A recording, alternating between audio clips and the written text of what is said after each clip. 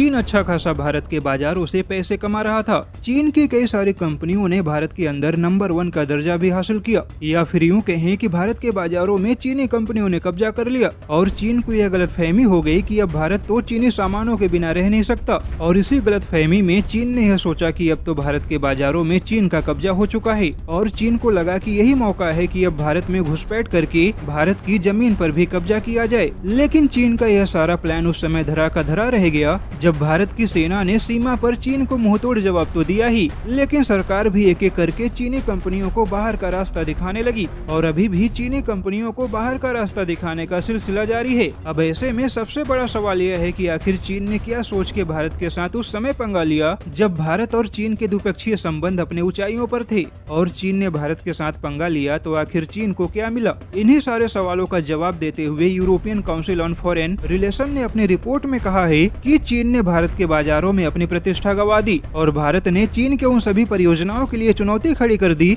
जिसके दम पर चीन महाशक्ति बनने के सपने देख रहा है। वहीं चीन की दगाबाजियों ने भारत को और भी आक्रामक विदेश नीति अपनाने के लिए मजबूर किया, जिसका नतीजा है कि आज भारत चीन के लिए अमेरिका से भी बड़ी चुनौती बन गया है। भारत ने पहली बार चीन के खिलाफ अपने विध्वंसक हथियारों की तैनाती कर दी, जबकि चीन ने धोखेबाजी देते समय इसके बारे में कल्पना भी नहीं की थी कि चीन के एक्शन के बाद भारत का रिएक्शन इतना खतरनाक होगा कि चीन के लिए समेट पाना मुश्किल हो जाएगा। यूरोपियन थिंक टैंक ने दो टूक कहा है कि आज चीन अकड़ दिखाकर केवल अपनी इज्जत बचाने की कोशिश कर रहा है, जबकि हकीकत तो यह है कि दुनिया भर में भारत ने चीन की फजीहत कर दी है और भारत ने ड्रैगन के पूंछ पर जो वार किया है उसका दर्द सह पाना चीन के लिए बहुत ही मुश्किल होता जा रहा है।